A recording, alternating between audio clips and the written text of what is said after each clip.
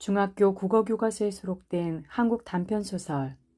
오늘 읽을 책은 양규자 작가의 길모퉁이에서 만난 사람입니다. 우리 동네 예술가 두 사람. 북한산 자락에 둘러싸여서 사시사철 웅장한 자연의 작품을 감상하며 살 수 있는 우리 동네에 오면 예술인들을 많이 만날 수 있다.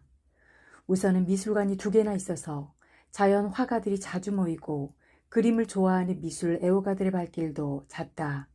그런가 하면 소설가나 시인들도 여러 명 이 동네에 주민등록을 얹어놓고 있다. 자리를 잡고 살고 있는 그들이 얼마나 동네 예찬론을 폈는지, 앞으로 이 동네로 이사오겠다고 마음먹고 있는 소설가나 시인도 부지기수이다. 그 밖에도 음악이나 방송 혹은 언론에 종사하는 사람들도 가끔씩 만나게 되는데, 나로서는 그들이 근방에 사는 사람들인지 아니면 방문객들인지는 알 도리가 없다. 다만 다른 곳에 비해서 예술인이라 부를 수 있는 사람들과 자주 부딪히게 되는 것만은 사실이다. 우리 동네의 또 하나의 특색은 규모가 작은 카페들이 아주 많다는 것이다. 그래서 흔히 동네 앞 큰 길을 우리는 카페거리라고 부른다. 일일이 세어보지 않아서 장담은 못하지만 적어도 수십 개에 이르는 작고 아담한 카페들이 길 양쪽에 늘어서 있고, 각각 내걸고 있는 상호들은 또 얼마나 예술적인지 카페 간판들을 쭉 읽다 보면 흡사 한편의 서정시를 감상하는 기분이 되곤 한다. 그곳을 자주 찾는 글 동네 선배 말씀에 의하면 이들 카페의 주 고객들은 거의가 쟁이라고 했다. 일부러 먼 곳에서 찾아오는 쟁이와 근처의 쟁이들로 밤마다 북적거리는데, 그 외에도 술 좋아하는 대학 교수들까지 합세해서 그 많은 카페 주인들을 먹여 살린다는 것이었다. 예술적인 동네 분위기 때문에 카페들이 많이 생겨났는지, 아니면 카페들이 많아서 예술인들이 많이 모이는 것인지 그 앞뒤 연결사항은 나도 잘 모르는 일이다. 하지만 이곳 카페들이 술 좋아하는 빈약한 주머니 사정의 쟁이들을 넉넉하게 포용하고 있는 것을 보면 퇴폐와 활락으로 눈살을 찌푸리게 하는 여느 술집과는 여러모로 다르다는 것은 분명한 사실이다. 우리 동네에서는 카페조차 예술적인 것이다. 이제까지 나는 우리 동네 예술적 분위기에 대하여 긴 설명을 했다. 물론 끝없는 자기 극복과 한없는 자기 단련으로 고통의 창조 작업을 하고 있는 예술인들이 많이 모인다는 이야기이기도 했다. 하지만 내가 하고자 하는 예술가 이야기는 지금부터가 시작이다. 나는 내게 감동을 준 두 명의 예술가들에 관해 말하려고 여태까지 긴 서두를 펼치고 있었던 셈이다. 이 두 명의 예술가들이 만드는 작품은 어떤 것이고, 또 그들은 어떤 생활을 하고 있는지에 대해서는 지금부터의 이야기가 말해줄 것이다. 그 전에 한 가지 미리 말해두는 바이지만, 이 두 사람의 예술가들을 보고 싶다면 언제라도 우리 동네에 오면 된다. 그들은 이 동네의 한가운데에서 매일같이 성실하고 끈질기게 자신의 진지한 예술에 몰두해 있으니까. 우선 그 첫 번째 예술가. 그이는 늘 흰 가운을 입고 있다. 그리고 여자이다. 이렇게 말하면 여류 조각가를 상상할지도 모르겠다. 아니, 그 짐작이 맞을지도 모른다. 그이가 빚어내는 작품도 일종의 조각이라면 조각일 수도 있다. 그이는 매일 아침 9시에 일터로 나와서 다시 저녁 9시가 되면 가운을 벗고 집으로 돌아간다. 일터에서의 그이는 다소 무뚝뚝하고 뻣뻣하다. 남하고 싱거운 소리를 나누는 일도 거의 없다. 잘 웃지도 않는다. 오히려 늘 화를 내고 있는 것처럼 보이기도 한다. 그런 얼굴로 그이는 늘 일을 하고 있다. 그이가 만드는 작품은 불티나게 팔리고 있으므로 하기야 쉴 틈도 많지 않다. 묵묵히 일만 하고 있는 그이를 우리는 김밥 아줌마라고 부른다. 따라서 그이가 만드는 작품은 자연히 김밥이라는 이름을 가지고 있다. 하지만 그이의 김밥은 보통의 김밥과는 아주 다르다. 언제 먹어도 그이만이 낼 수 있는 담백하고 구수한 맛이 사람을 끌어당긴다. 그이의 김밥은 절대 맛을 속이지 않는다. 김밥 아줌마는 작품을 만들 때 사람들이 보고 있으면 막 화를 낸다. 누군가 쳐다보면 마음이 흔들려서 실패작만 나온다는 것이다. 김밥을 말고 있을 때는 누가 무슨 말을 해도 들은 척을 하지 않는다. 한 번 더 말을 시키면 여지없이 성질을 내며 일손을 놓아버린다. 그이는 파는 일엔 전혀 관심이 없고 오직 김밥을 만드는 그 행위에만 몰두해 있는 사람처럼 보인다. 언젠가 나도 무심히 김밥 마는 것을 구경하고 있다가 당했다. 쳐다보고 있으니까 김밥 옆구리가 터지는 실수를 다 한다고 신경질을 내는 그이가 무서워서 주문한 김밥을 싸는 동안 멀찌감치 떨어져 있었다. 그러나 집에 돌아와서 먹어본 김밥은 그이에게 당한 것쯤이야 까맣게 잊어버리고도 남을 만큼 그 맛이 환상적이었다. 그 김밥은 돈 몇 푼의 이익을 위해 말아진 그런 김밥이 아니었다. 나는 그래서 그이의 김밥을 서슴지 않고 작품이라 부른다. 그 두 번째 예술가. 그는 이제 막 50고개를 넘은 남자이다. 하루도 빠짐없이 머리에 얹어놓고 있는 빵떡 모자와 아직은 듬직한 몸체, 그리고 늘 웃는 얼굴의 그이는 1년 12달 거의 빠짐없이 하루에 2차례씩 내가 사는 연립주택의 마당에 나타난다. 자식들의 결혼날이거나 아니면 길이 꽁꽁 얼어붙어 오르막이 이곳까지 트럭이 못 올라오는 한겨울 며칠을 제외하면 오전 10시 무렵과 오후 4시경에는 어김없이 주홍 휘장을 두른 그의 트럭을 볼 수가 있다. 그가 등장하는 모습은 언제나 일정하다. 먼저 귀에 익은 바퀴 구르는 소리와 함께 그가 운전하는 주홍 트럭이 언덕배기로 올라온다. 차를 세운 다음에는 얼른 확성기를 들고 운전석에서 뛰어내린다. 빵똥 모자를 쓴 그는 확성기에 대고 자신이 심혈을 기울여 골라온 물건의 이름을 하나하나 부른다. 양파나 버섯이 있어요. 싱싱한 오이와 배추도 있어요. 엄청 달고 맛있는 복숭아나 포도 있어요. 그 다음엔 그를 기다리고 있던 이웃들이 하나씩 둘씩 모여드는 것이다. 언덕배기를 내려가서 또 버스를 타고 가야 이웃 동네 시장에 나오는지라 이웃들은 대부분 그에게서 필요한 먹거리들을 사고 있다. 게다가 뜨내기 행상 트럭도 아니고 고정적으로 드나드는 단골인지라 물건만큼은 믿고 사도 좋았다. 하기야 그에게는 자신의 트럭 위에 있는 온갖 야채와 과일이 국내 최고라는 자신이 차고도 넘친다. 최고의 품질만을 고집하고 있다는 장사에 대한 그의 소신은 실제에 있어서도 과히 틀린 바는 없다.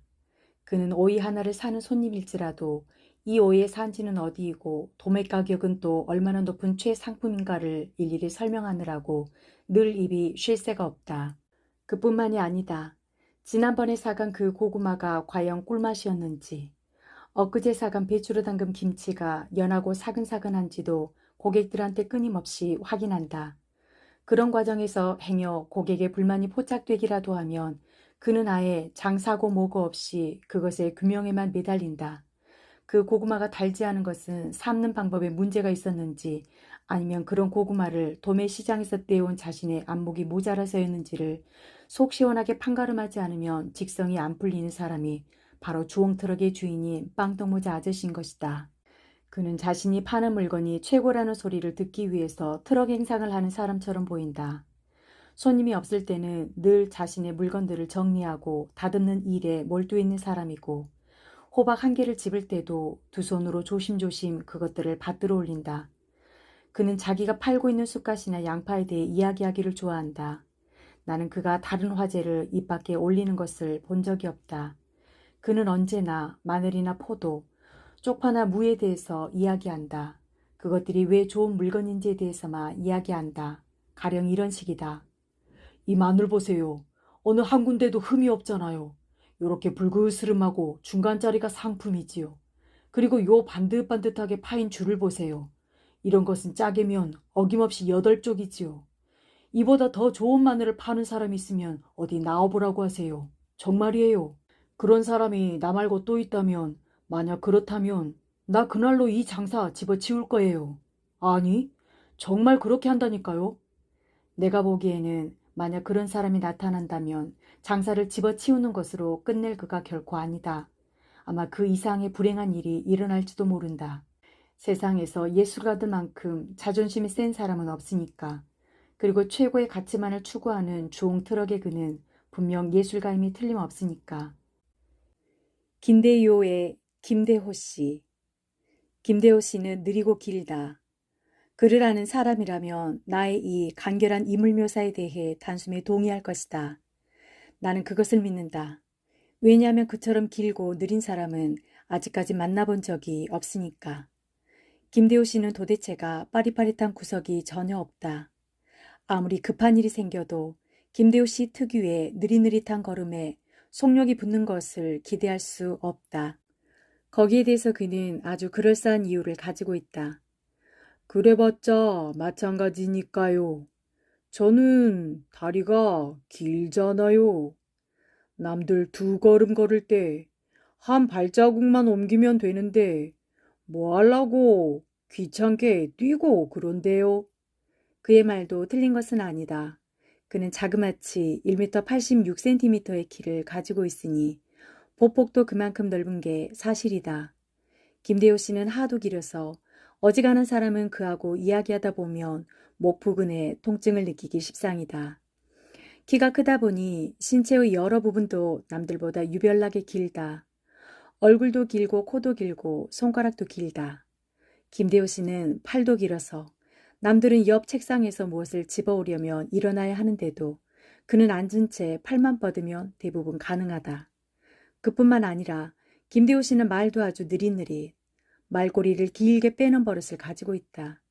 성질 급한 누구는 김대호 씨의 말을 듣다 답답해서 혈압이 올랐다는 소문도 있고 실제로 어떤 친구는 한숨을 자고 일어나서 들어도 김대호 씨의 말을 이해하는 데는 아무런 지장이 없더라는 실험 보고까지 하고 있는 실정이다. 그는 자신이 길다는 것을 아주 잘 안다. 그래서 하루에도 몇 번씩 제가 긴데요 라고 말하는지도 모른다. 정말이다. 그는 늘 그렇게 말한다. 전화벨이 울린다. 김대호 씨가 전화를 받는다. 그러면 사무실 내의 모든 눈이 그에게 쏠린다. 전화를 건 사람은 아마도 김대호 씨를 바꿔달라고 하는 모양이다. 그러면 그는 그 특유의 느릿느릿한 말투로 이렇게 말한다. 제가 긴데요. 그러면 모두들 웃음을 참지 못하고 킥킥거리지 않을 수 없는 것이다. 행여라도 전화를 건 상대방이 못 알아듣고 다시 묻기라도 하면 이번엔 더욱 느린 박자로 또박또박 대답을 해준다. 제가 긴데요. 그래서 김대호 씨를 사람들은 아예 김대호라고 부른다. 그의 별명은 김대호 씨가 속한 사무실만이 아니라 회사 전체에 널리 퍼져 있어서 언제부턴가는 아무도 그의 진짜 이름을 부르지 않게 되어버렸다. 물론 그를 별명으로 부르는데 어떤 악의가 있는 것은 결코 아니었다. 오히려 그렇게 스스럼 없이 별명이 통하는 것만 보아도 김대호 씨의 대인관계가 아주 원만한 편이라는 것을 능히 짐작할 수가 있다. 사실로 그는 키가 큰 만큼 이의 길이도 길고 느리고 낙천적인 만큼 주위 사람들을 편안하게 해주는 품성을 지니고 있었다. 그의 미덕은 품성에만 있는 게 아니었다. 좀 느리기는 하지만 그의 맡은 일만큼은 빈틈없이 해내는 사람이었다. 덤벙거리지 않으니 실수도 없고 진득한 성격이라 장꾀를 부릴 줄도 몰라 일에 하자를 내는 경우가 거의 없었다. 말하자면 사람들은 김대호 씨를 사랑하고 있는 셈이었다. 그래서 그를 아끼는 몇몇 사람들은 요즘 김대호 씨에게 이런 충고까지 하고 있었다. 김대호 씨, 장가를 가고 싶으면 우선 그 느린 말투부터 고쳐요. 아니, 제가 김대호 하는 전화 받는 말버릇부터 고치자고. 지난번에도 겨우 아가씨 하나 소개시켜 주었더니 김대호 때문에 어긋나고 말았잖아. 뭐라더라? 전화 받는 것만 보아도 얼마나 촌스러운 사람인지 당장 알겠다나? 그 느려 터진 말로 제가 긴데요라니 그게 뭡니까? 그래가지고 뭐가 되겠습니까? 요즘 유행하는 누구의 말씨까지 흉내낸 그 충고는 노총각인 김대호 씨에게 상당한 설득력을 발휘한 모양이었다. 그는 아주 심각한 얼굴로 고개를 끄덕였다. 그러고는 혼자 웅얼웅얼 연습도 여러 번 했다. 천성이 느린 사람이라 그것도 연습이라고 며칠을 웅얼거리더니 마침내 어느 날 오늘부터는 김대호가 아니라 김대호로 돌아오겠다고 선언을 하기에 이르렀다. 그리고 그날 그를 찾는 첫 전화가 걸려왔다. 사무실 식구들은 모두 그 입에서 터져나올 세련된 말을 기대하며 귀를 모았다. 김대호 씨는 큰 기침을 하고 소화기를 들었다. 전화를 건 상대방은 아마 이렇게 물었을 것이다. 김대호 씨 좀 부탁합니다. 그러나 그는 많은 연습에도 불구하고 얼결에 이렇게 대답하고 말았다. 네, 제가 전데요. 물론 사무실 안은 당장의 웃음바다가 되었고 그 일로 김대호 씨는 김대호에 이어 제가 전대호라는 긴 별명까지 하나 더 가지게 되었다. 그는 그 한 번의 실패를 끝으로 더 이상 김대호를 고치려는 시도를 하지 않았다. 에이, 저는 아무래도 긴데요가 더 어울려요. 사실로도 저는 길잖아요. 정말이다. 그는 길다. 그리고 느리기도 하다. 진실을 말하자면 우리 옆에 이렇게 길고도 느린 사람이 존재하는 것도 행복한 일인 것이다. 요즘처럼 정신없이 핑핑 돌아가는 혼 빠진 세상에서는. 그래서 우리의 김대호 씨는 오늘도 걸려오는 전화에 대고 그 느릿느릿한 말투로 여전히 이렇게 말하고 있다. 제가 긴데요.